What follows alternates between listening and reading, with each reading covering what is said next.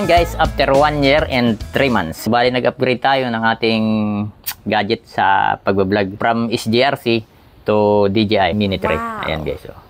So nabili ko siya sa SM Batangas. Thank you kay Sir Jasmer Alcantara. Ayun. So bali i-unbox muna natin siya dito from unboxing, flight test, and pag-connect do sa application na gagamitin natin dito. Bago kayo mag-purchase nito, DJI Mini 3, so need niyo munang mag-download ng application na DJI Fly. So sa Google niyo siya i-download. So bali magagawa na lang ako ng bukod na tutorial para dyan sa application na yan kung paano siya i-install sa ating mga Android phone. So unbox na natin siya. Muna natin yung nandito sa box. May nakasulat dito sa box eh. I-screenshot ko na lang dyan sa screen natin para mabasa nyo. So babasahin ko na rin ng kaunti. So ultra light and foldable. Less than 249 grams. So 249 grams lang yung kanyang bigat. So 38 minutes flight time. So ayun, 38 minutes yung flight time niya, yung tagal niya sa air pag pinalipad natin. 4K HDR video yan, 4K na siya. True vertical shooting. So ito siguro yung meron siyang landscape to portrait mode. May pahiga siyang kuha and then may patayo. So yun ang kagandahan nito, kaya pinurchase ko itong drone na to. Intelligence features, quick shot. Ito yung mga sari-saring style nung pag take off niya, paglipad niya or pag photoshoot niya or video shoot. 38 kph level 5. Ayun, yun yung wind resistance niya. 38 kilometers per hour. So di ko alam kung gaano kalakas yan, basta nakalagay doon level 5 yan. 10 km video transmission. 10 kilometers ang kanyang sagad kung gaano siya kalayo. Pakita ko na rin sa inyo. Ayan, yung laman niya kapag inopen. So may scan dito. So hindi naman na ako nag-scan. So bali nag-direct download na lang ako sa Google ng apps na ginamit. QR code ng apps. Ayan. So ito yung itsura ng drone. Ayan. May nakasulat dyan. 249 grams. Yun yung pinakamigit niya. So may nakasulat din ultra light. Tataklin siya DJI. Bali isang lang siya. Parang isang sakto lang sa kamay. Pinakang haba ng kamay. Ganyan na siya kalaki. Ayan. So baba natin. Tingnan natin tayong ibang laman. So ito yung lagay ng drone. Labas na natin. So ito yung kasunod. Ayan. So ang laman niya is ayun, yung mga cord. Ito sa charge type C ito eh. Pag i-charge. So wala siyang yung pinakang ulo ng charger. So tayo magpo-provide nun.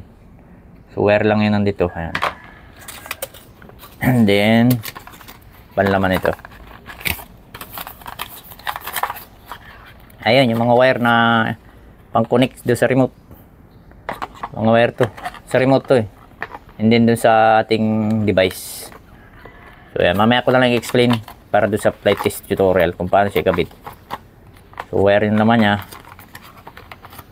So balik na lang natin. Ayan, ito yung wire ng laman. So, ito naman kabila ay mga manual. Ayan. So manual yan. Siguro mga tatlo yung tatlong dialogue yan. So tatlong bansa yung nakalagay siguro dyan. Ito naman yung mga extra propeller. Ayan. Dito sa gitna yung screw. Pangkalag ng mga propeller natin. Ayan guys. So punta na tayo dun sa remote. Ayun, remote na yung kasunod. So mabigat pupunta na tayo sa outdoor. So try na natin siya i-connect dun sa apps. And mag-basic flight na rin tayo. So tuturuan ko ulit kayo ng mga basic flight para sa pagpapalipad ng drone. So konti lang siguro. Yung camera niya is gaano kalinaw. Hindi yung features niya, tricks niya kung paano siya paliparin. So yun. So let's go. Dito na tayo sa open area. So before nating paliparin ang ating drone, make sure na ang ating drone is full charge. And then yung device natin. So charger, full charge dapat yan guys, lahat yan. Umpisan tayo dito sa ating drone. Ayan, bago natin siya tanggalin yung takip ng ating gimbal. So make sure guys na laging nakalagay yan para safe yung gimbal natin sa anumang makakaharangga or makakasagi sa kanya. Sensitive kasi yung gimbal. So medyo may kamahalan yung pagpa-repair niyan. So sabi nung binila natin, wala daw technician dito sa Quezon Province. So sa Maynila pa natin yan ipapa-repair kung sakaling magka-damage. So kaya dapat lagi natin siyang lagyan ng cover. So bago natin tanggalin yung cover, dito siya tinatanggal. So i-click natin dyan. Ayan. Ayun. Tatats lang, pababa. Tatanggal na siya. Ayan. Pag ganyan siya, hihilain lang.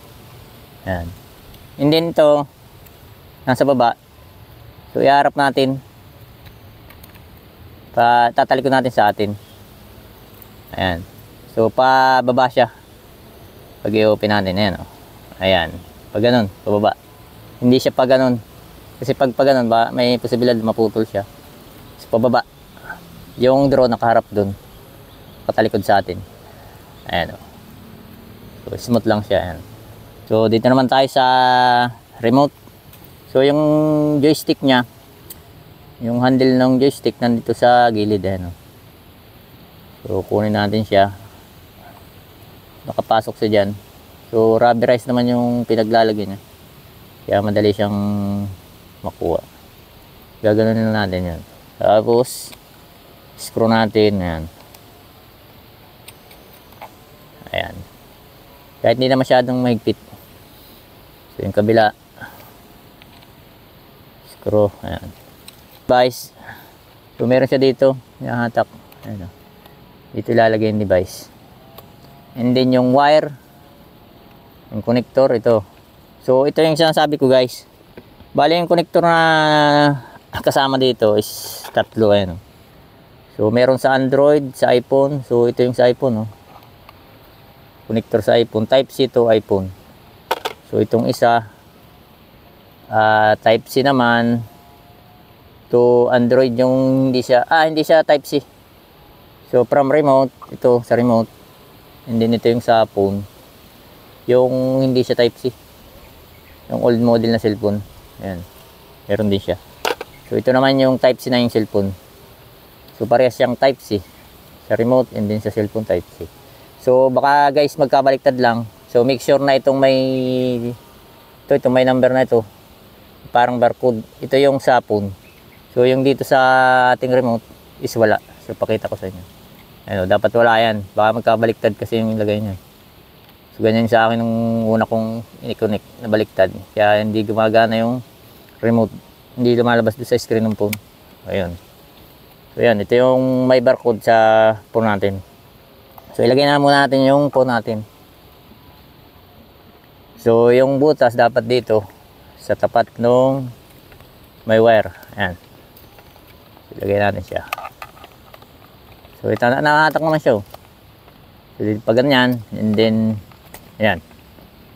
Okay na siya. So, and then itong ayan, ito. Dito na siya.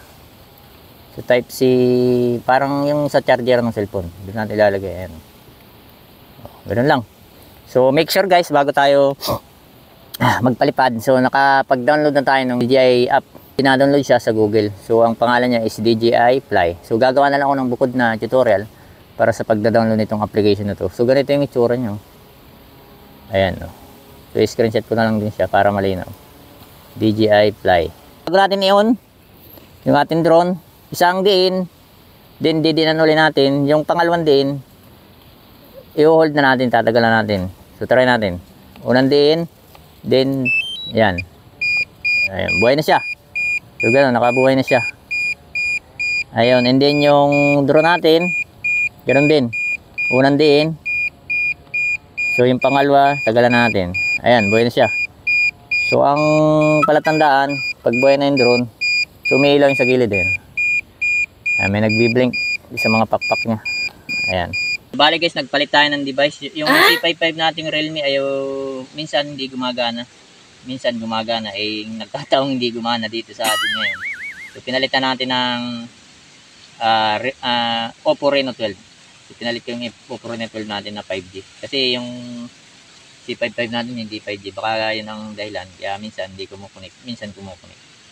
So, naka-download din naman yung DJI Fly dito sa ating Oppo Reno 12. Ayan. So, ayan. Parehas na silang buhay. So, ayun. Buksan na natin yung apps natin. Ayan. So, need muna nating i-on ang ating, siyempre, location. So, sa GPS yan signal. Kailangan nakaunang location. Ang bubuhayin lang natin is location. So, patayan data and then Wi-Fi. Ayan. So, back. So, i-close muna natin yung ating apps. Ayan. So, buksan na natin. Ayan, ganito yung magiging itsura. So, screenshot natin. So, ibaba muna natin yung camera natin. Ayan. Dito guys, yung pangbaba ng camera, ibaba taas. So, kapag pa ganyan, pababa. Ayan.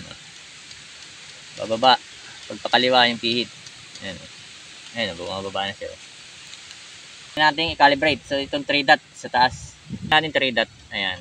So, i-calibrate muna natin siya bago natin paliparin. Ayan. So, compass calibration muna tayo. So, calibrate natin. Start. Click yung start. Ayan. So, iikot daw natin. Ayan o. Nakalalagay dun. So, pag ganun daw, ang ikot. Ayun. And then, ayan, may ilalabas naman. Oh. So, patayo naman. Pag ganun din ang ikot. Pakanan. Ayan. Okay. Ayan. Calibrate success. Success na siya. So, make sure lang mga idol, bago natin paliparin yung drone natin, is yung GPS signal natin is stable. So, makikita natin yan dyan sa taas. Parting kanan, nakikita natin yung status ng ating battery, drone. And then yung remote natin, ito yung RC. And then yung status ng GPS signal natin. Ayan sa taas. Oh. So, stable na yan. Okay na yan. So, dito naman sa parting kaliwa, sa baba, makikita naman natin yung distance saka yung height. I-try naman natin yung function ng ating remote control. So, umpisa natin sa joystick. Kapag ginanon mo, itong kaliwa, ayan, yung drone is aabanti. Ganun. So, kapag binaba, yung drone is bababa. And then, kapag inikanan mo, ginanon mo sa kanan, yung drone is iikot. Pag ganun. So, depende kung ginanon nyo lang, isang ganun lang, konti lang. So, pero kung diniinan nyo ng matagal, iikot siya pa kanan. So, kapag pakaliwa naman, yung joystick, yung drone is iikot pa ganun. Ayan. So, dito naman tayo sa kanan na joystick. So, kapag nasa area siya, pag tinulak mo to, aabanti. So, aabanti yung drone. Ayan. So, kapag binaba, yung drone is atras. Ayan. So, kapag dito, pakanan, yung drone is pipit lang pag gano'n. Hindi siya ikot. Tatagilid, gagano lang siya. Hindi kagaya din sa kaliwa. Iikot siya. Dito naman tayo sa kaliwa. Pag ginano natin, yung drone gaganon. Ayun. Yung return to home, kung halimbawa hindi na natin makita yung drone, at hindi na natin i-kayang i-manual pabalik, so click lang natin to. Automatic siya babalik dito sa pinag-take-upan. So hindi siya mismong doon sa pinag-take-upan, pero malapit. Siguro mga 1,000 agwat. So hindi ko pa natatry. So try natin yan sa mga susunod nating video. Ayan. So dito na tayo sa gitna na button. So kapag dito, pakaliwa, so cinematic siya, yun yung mabagal ang galaw ng drone, mabagal yung lipad. So kapag sa gitna, normal lang. Hindi siya mabilis, hindi mabagal. Din sa kanan, sport mode yun. Sport yung nakalagay. Pag sport, mabilis yun. So siguro kapag yung hangin is masyadong malakas, pili natin siyang i-sport mode para mabilis yung pagbalik niya. So ito naman, ito yung sa pagbabago nung ating screen, picture or video. Click natin. Ayan.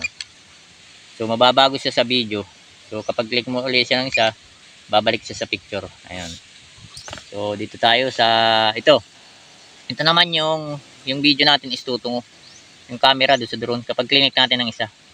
So, try natin. Ayun, tumungo. Ayun, tumutok doon sa simento. Click ulit natin ng isa. Ayun, bumalik na. So, bumalik doon sa harap.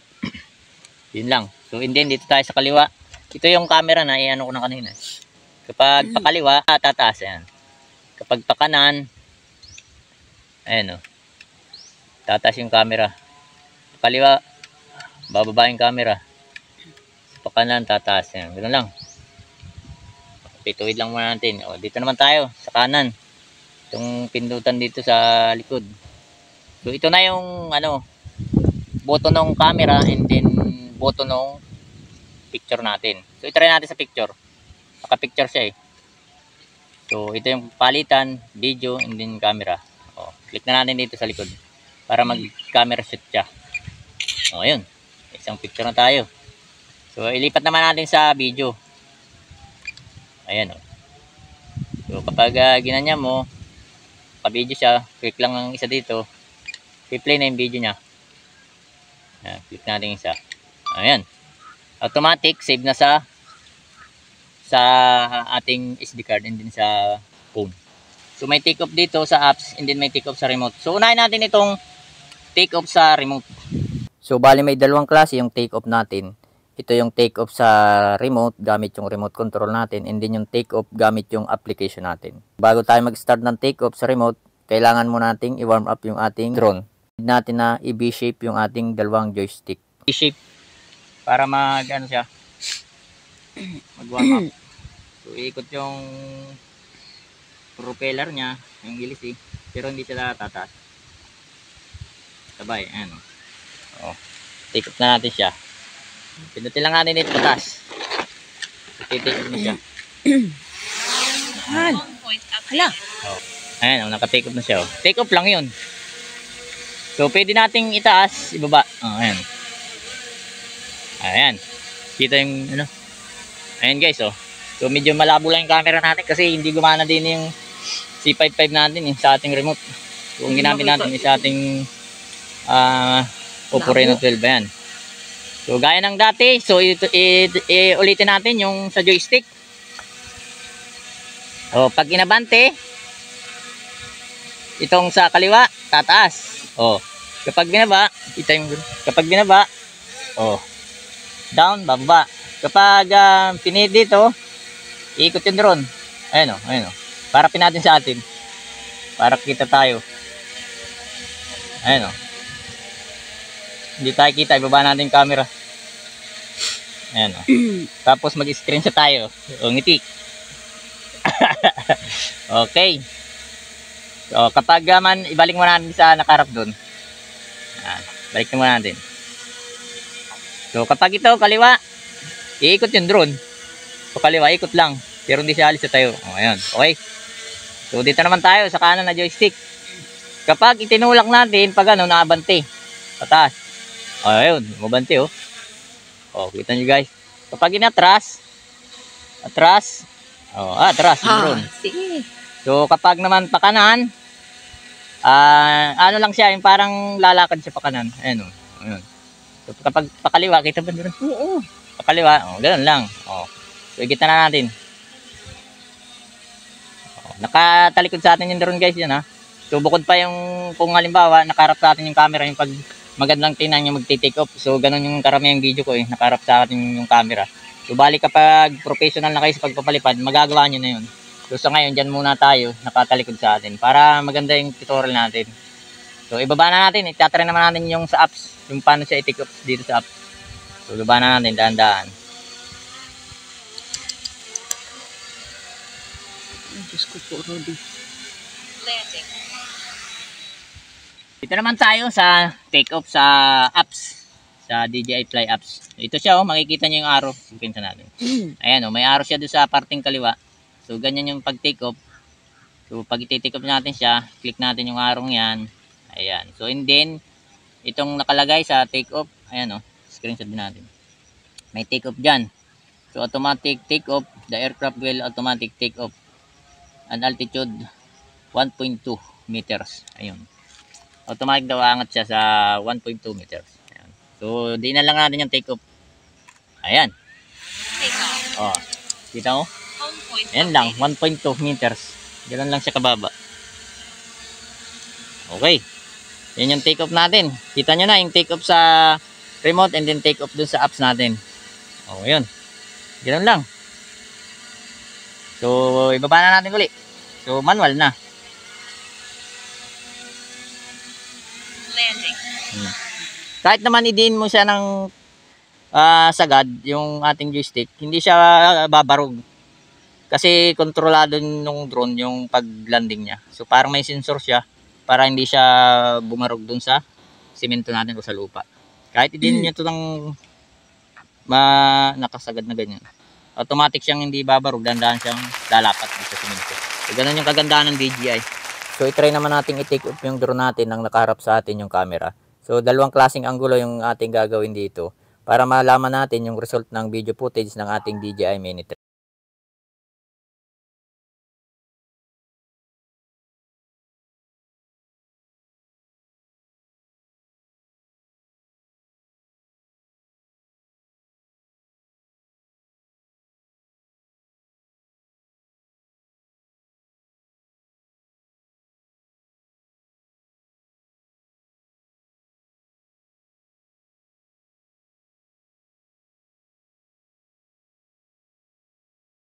Titinan nyo lang to.